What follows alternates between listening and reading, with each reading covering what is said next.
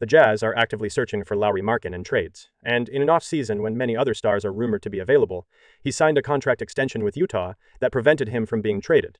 Last off-season, Lauri Markkanen was one of the biggest pieces on the NBA trade market. What is the exact situation with the Jazz and Markkanen in Utah? Last year, for the first time in a few years, they really sank. They haven't been good in a few years, but this was the first time that they actively tried to be really bad. Markkanen is a pretty underrated player and a huge trade piece this offseason. They are at a turning point in their rebuild after trading away Donovan Mitchell and Rudy Gobert a few seasons ago. It's obvious that Markkanen is very good, but his timeline probably doesn't match the rest of the team's timeline, and they're not going anywhere anytime soon. We know that there was interest in trading for him around the league, especially the Warriors, who nearly did so a year ago before waiting, and also attempted to acquire Paul George before he was fined by the league. It's evident from those conversations that Utah would be willing to trade away Lauri Markkanen to acquire some nice new players to continue their rebuild, because honestly, aside from Markkanen, there are a number of players on this roster who are mediocre at best. Walker, Kessler, whatever you think of. Key George, and there are no other real keepers, so it will likely be some time before they can truly be a good team.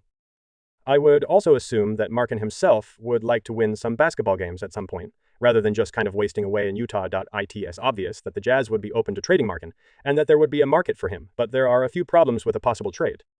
First and foremost, you need to have a defensive infrastructure around Markkanen that would work, because presumably, if you're trading for him, you'd like to compete or semi-compete, and you can't do that well enough if you don't have a good defensive infrastructure around him. He's not a bad defender, but you need a good rim protector to go with him, otherwise you won't be able to survive with him playing the 5 very much at all. He hasn't played much lately, as I mentioned, and he just signed this big new contract, so he's probably not worth as much now as he was last offseason. Teams haven't really seen him play all that much lately, and it's not like he's a guy who has a bunch of Alma teams to his pedigree and resume. He's obviously very good, but this isn't like a superstar kind of player. This is another issue with trading for him, at least in terms of the Jazz receiving value in exchange that you are trading for. So what are your options? Well, the first one is one that I've heard a lot about, and that is Lauri Markkanen to the Philadelphia 76ers. In this trade construction, Paul George and the 3rd overall pick would return to Utah in exchange for Markkanen. In this scenario, the Jazz receive another top 5 pick, one that is higher than their own, and they will be able to use those 2 picks to truly begin building something foundational in Utah outside of Lauri Markkanen. However, out of all these trades, the 3rd overall pick in this draft is by far the best trade asset they will get because, as I mentioned, his value is slightly lower than it was during the previous offseason.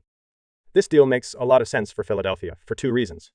First, Markkanen is one of the few players who could actually make a difference with the 3rd overall pick in this draft. There has been speculation that they would try to trade the 3rd overall pick, but it's harder than you might think to actually get someone who matters and would help. This is actually something that would work for Philadelphia because Markkanen fits in both Embiid's timeline because he can help you win next year, and he fits within the younger guys' timeline guys like Tyrese Maxey and Jared McCain. Of course, you're trading away a young guy asset here with the 3rd overall pick, but I think right now this is one of the more realistic options. Just ask the Portland Trail Blazers a couple of years ago when they had Dame Lillard. They were trying to trade the pick they ultimately used on Scoot Henderson to anybody that would take it. They couldn't find a piece they felt was worth it.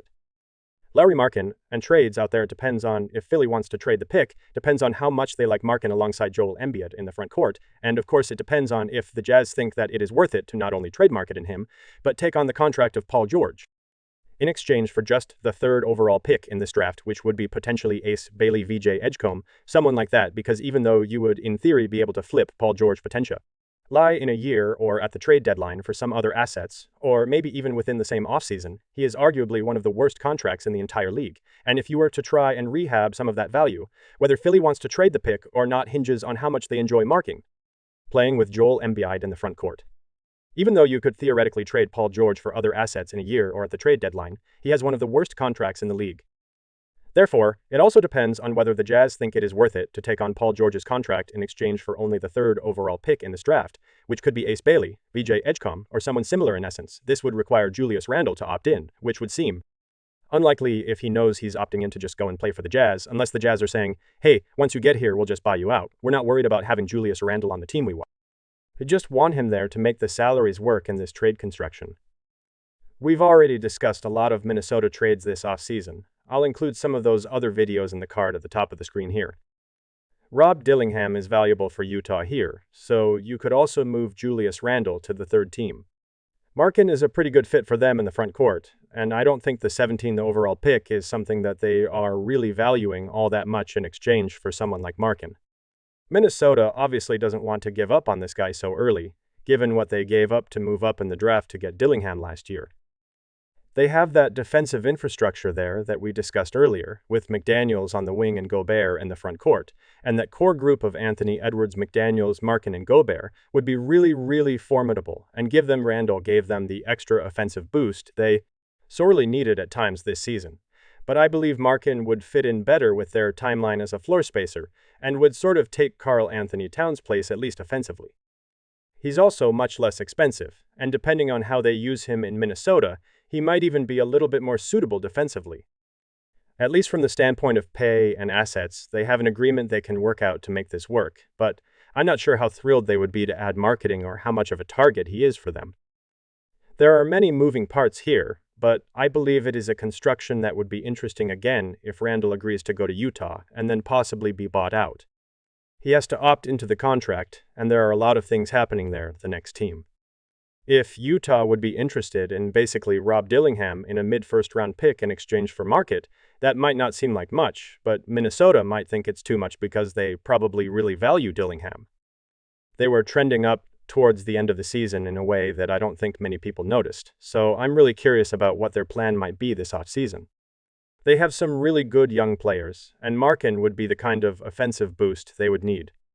They also have a big contract with DeAndre Ayton, a smaller contract with Matisse Thybulle, and the 11th overall pick in this draft, and I think they could be in play for a nice little mini-leap next season. Could those three assets together be sufficient to persuade Utah to part with Lauri Markkanen? That may not seem like much, but again, his value is likely lower than it was during the previous offseason, and that gives Portland a star to build around.